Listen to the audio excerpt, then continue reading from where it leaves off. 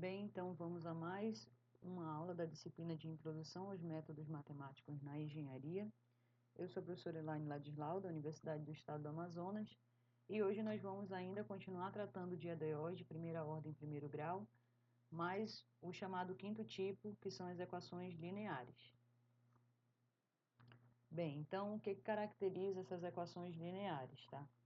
Ela vai vir é uma equação, né, com uma derivada, né, a derivada da função y em relação à variável x, então tem essa derivada, tem a presença da própria função aqui, acompanhada desse p, igual a q, onde p e q são funções que podem depender de x ou podem ser apenas constantes, certo? Então, quando ela tem essa estrutura aqui, ela vai se autodenominar equação linear, certo?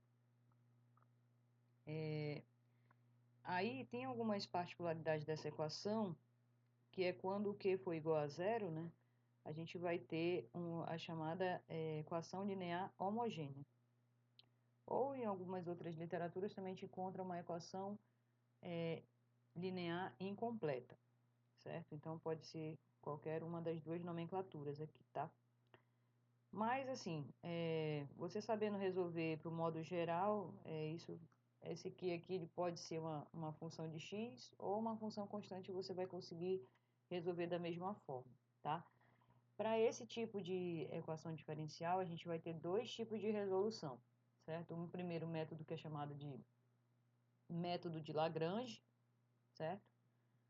E o segundo método que é chamado de método de fator integrante, porque a gente vai acabar caindo numa equação que vai ser exata, né? Que foi o quarto tipo que nós vimos, certo? Então, vai ter esses dois métodos aqui, beleza? Então, praticamente nossa aula vai ser resolver uma equação diferencial que tem esse estilo, utilizando o primeiro e o segundo método, tá? E aí vocês podem também, dependendo da preferência, utilizar um ou outro, tá?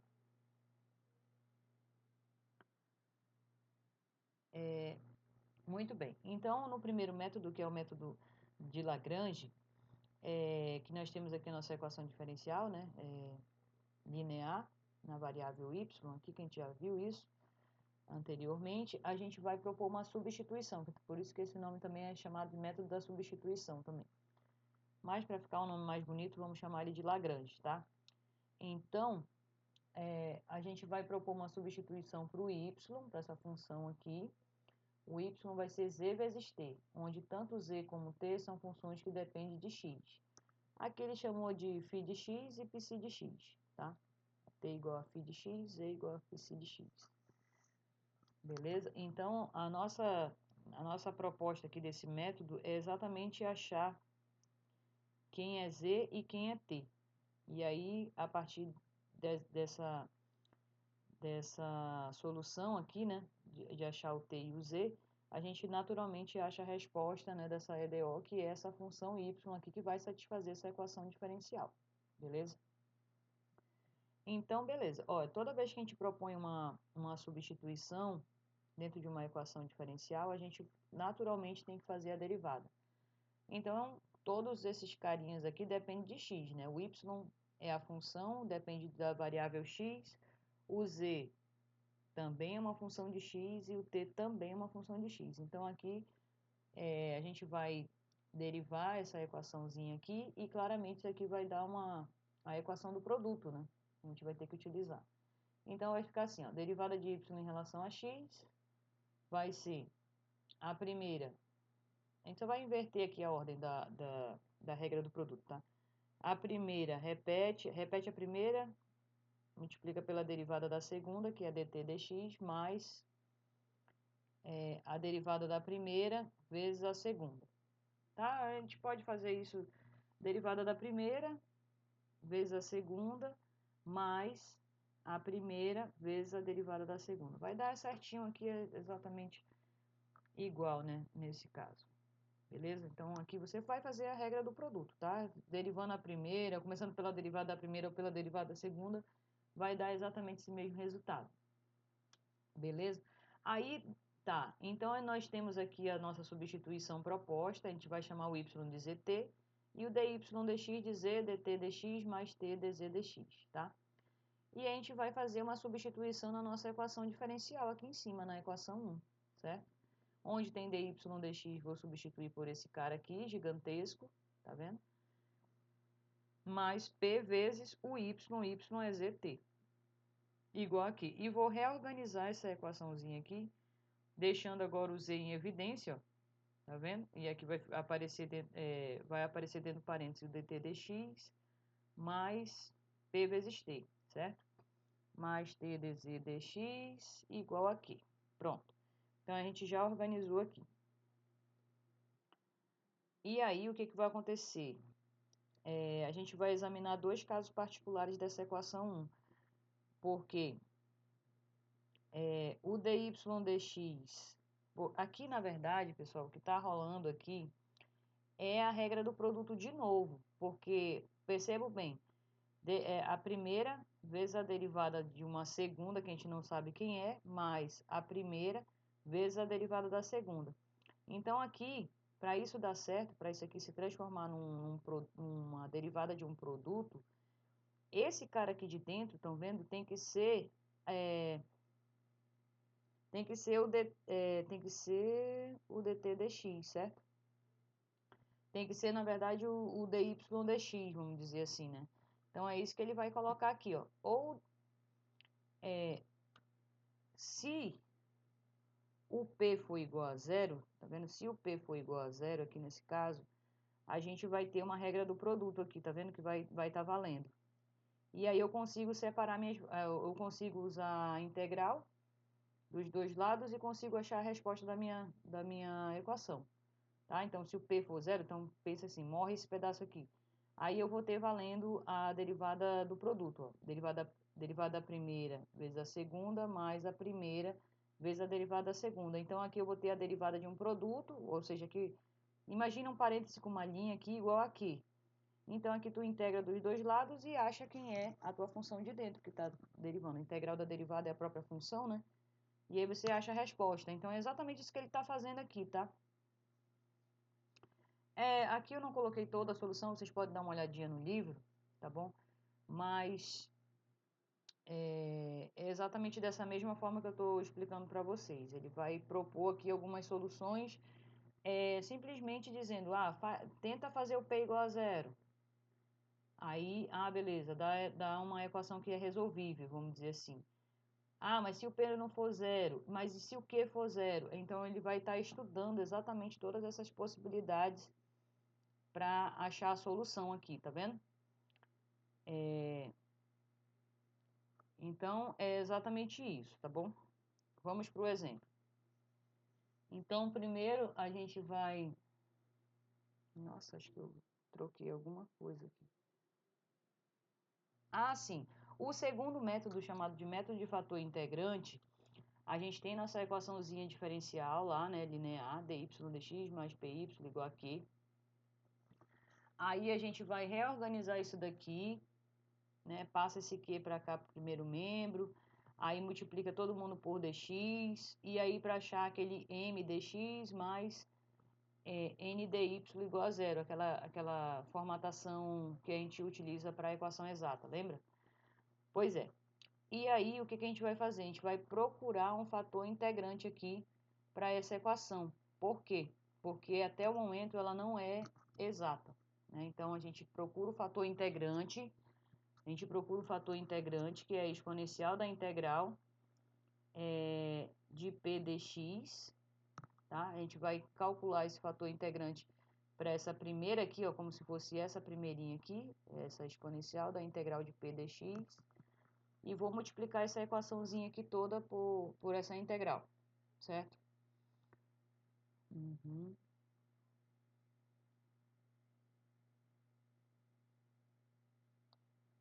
Certo. Aí, aqui a gente vai tirar novamente o m e o n, né? Depois que a gente faz esse fator integrante, a gente espera-se que a equação se torne exata, certo? É isso que ele vai fazer a comprovação aqui. Então, nosso fator de integração é esse cara aqui, ó, exponencial da integral de p dx, tá? E aí o que acontece? Quando a gente rearruma aqui, a gente sabe que o M é o que está acompanhando o dx, né? E o N é o que está acompanhando o dy, certo? Quando a gente faz a derivada do M em relação a y, né? Pode ver que esse aqui vai morrer e vai dar P vezes a exponencial da integral de P dx, tá vendo? Estou só derivando em relação a y. Quando eu pego o N e derivo em relação a x, isso daqui, como é uma função exponencial, vai ser a, a derivada da externa, que é a própria exponencial, vezes a derivada da interna em relação a x. Aí desce o pezinho. Na verdade, aqui está rolando bastante coisa sobre as técnicas de integração, tá? O teorema fundamental do cálculo e tudo mais. Mas, de qualquer forma, a gente encontra, então, que a equação se torna exata e aí a gente procede da forma da solução de uma equação exata, né? Que é trabalhando com as derivadas parciais daquela u, né?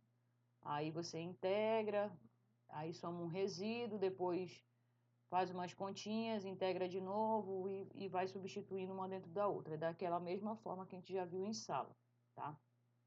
A intenção aqui é que a gente conseguiu reduzir essa equação linear para uma equação exata, certo? E aí a gente já consegue resolver a situação, tá? Então, são esses dois modelos. Esse daqui propõe essa substituição, né? Onde tem o y igual a z vezes t e faz também a derivada. E essa outra aqui, a gente calcula o fator integrante, que é a exponencial da integral de p dx, tá? Quando você calcula esse fator integrante e multiplica pela equação, ela vai se tornar exata, beleza? Aí vocês escolhem qual o melhor método que vocês acham que pode ser melhor aprendido, né? Então, vamos para essa equação aqui, né? dy dx menos y sobre x igual a x menos 2. Então, percebo que aqui ela é uma equação linear. O P é menos 1 sobre x e o Q é x menos 2. Então, é exatamente dessa forma ela se caracteriza como uma equação linear. Então, fazendo da primeira maneira, que é a resolução feita pelo método de Lagrange, certo? A gente vai propor uma substituição aqui para essa equação. A gente vai chamar y de z vezes t, né? Lembrando que tanto z quanto t são funções que dependem de x, e o y naturalmente já depende do x mesmo. Então, a gente sempre, quando a gente propõe uma substituição, tem que fazer a derivada. Então, a derivada de y em relação a x vai ser a derivada da primeira vezes a segunda, mais a primeira vezes a derivada da segunda, certo? Então, tá aqui. Aí a gente vai substituir dentro da equação diferencial, onde tem dy dx vai ser essa soma aqui, né? Z dt dx mais t dz dx, menos o y, que é z vezes t, tá vendo? Menos z vezes t sobre x igual a x menos 2. Vou organizar novamente a minha equação, colocando o z em evidência, tá vendo? Então, vai aparecer aqui dt dx menos t sobre x, mais t dz dx igual a x menos 2. Beleza, então desse jeito aqui já está arrumadinho. E aí a gente vai ter aquelas hipóteses, tá, pessoal? Então, uma das soluções mais viáveis nesse caso é tentar imaginar que essa parcela aqui vai morrer. Então, a gente vai colocar isso daqui, ó, dt dx menos t sobre x igual a zero, certo? Beleza, se é igual a zero, aí passa para o outro lado, faz o meio pelos extremos e separa as variáveis. Na verdade, é isso que ele fez aqui, tá? Ele, como se ele tivesse... primeiro ele dividiu todo mundo por t, certo? Depois multiplicou todo mundo por dx e aí separou as variáveis. É porque ele quis continuar no mesmo membro, mas se você quiser passar para o outro lado, para o segundo membro, não tem problema, acho que fica até mais simples de visualizar a resposta. Integra dos dois lados, que é que ele separou as variáveis, ó, tá vendo? De um lado só tem t, do outro lado só tem x. Integra dos dois lados, então a integral de 1 sobre t é ln de t. Integral de 1 sobre x é ln de x. Aí tem o mesmo logaritmo, uma equação, cancela, né? e vai dar t igual a x. Lembrando que aqui a gente não se preocupa com aquela constante, porque a gente está preocupado realmente em saber essa resposta aqui de quem é o t, né? Quem é a função t. Porque lembra que a resposta desse método é y igual a z vezes t. Então, t a gente já achou que é o x, está faltando o z. Muito bem, agora preste bem atenção. Quando eu faço t igual a x, exatamente aquele termo, esse termo aqui todinho vai morrer, ó. E vai dar mesmo, né? Porque se a gente colocar o t igual a x, vai dar 1 aqui, e aqui menos 1 dá 0, tá vendo? Então, significa que essa parte aqui, ela vai morrer, e você vai ficar com essa expressão aqui, t dz dx igual a x menos 2. Aí, lembra que o t é igual a x, então você só substitui. Novamente, separa as variáveis aqui, né? Porque aqui vai ficar tudo bonitinho. Né? Primeiro passa o x dividindo, aí x sobre x dá 1, menos 2 sobre x. Aí passou o dx multiplicando para lá, separou as variáveis e integra. Aí integral de 1 dx é x, integral de menos 2 sobre x é menos 2 vezes ln de x, mais uma constante. Perfeito, então daqui dessa forma a gente encontrou quem é o t e quem é o z. Agora a gente já sabe quem é a nossa resposta. Nossa resposta é z vezes t. O t foi encontrado que era x, o z é toda aquela expressãozinha, e aí você só multiplica. Então, eu acho esse método viável, sabe? Mas eu acredito que se vocês estão aprendendo cronologicamente cada método, né, um após o outro, esse daqui seja o mais, vamos dizer assim, admissível, né? Porque você pega do quinto e passa para o quarto tipo, que é uma exata, tá bom? Então, vamos entender o segundo método.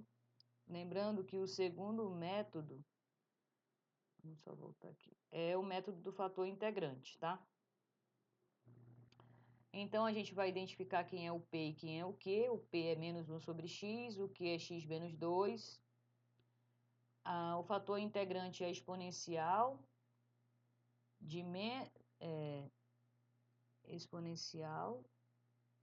da integral de P dx, né? Só que como aqui o P já é negativo, ele tirou o menos da integral aqui. Muito bem. Então, integral de dx sobre x. Acho que tem alguma coisa errada aqui. Mas tudo bem, vamos lá. Deixa eu só voltar aqui, que eu acho que é o sinal que está estranho. Cadê? Exponencial da integral de P dx. Está aqui. Esse é o fator integrante, então vamos lá.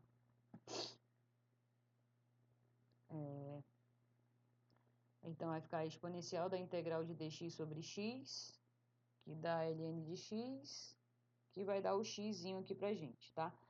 Então, esse é o fator integrante que a gente tem que multiplicar aqui todo mundo. Então, vai ficar x dy dx menos y sobre x vezes x, vai cancelar o x, vai ficar só menos y. E aqui desse lado eu vou ter que multiplicar todo mundo por x, vai ficar x ao quadrado menos 2x, certo? Eu acho que está faltando acrescentar um menos lá mesmo na formulazinha, tá? É exponencial de menos integral de P dx. Aí esse menos vai cancelar com esse menos e vai continuar a nossa conta aqui, tá?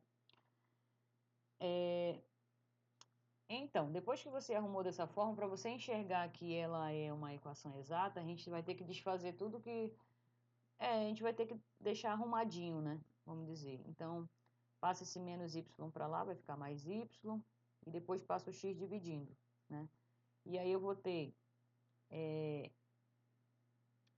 m dx mais n dy igual a zero, lembra? E aí, quando a gente faz isso, né?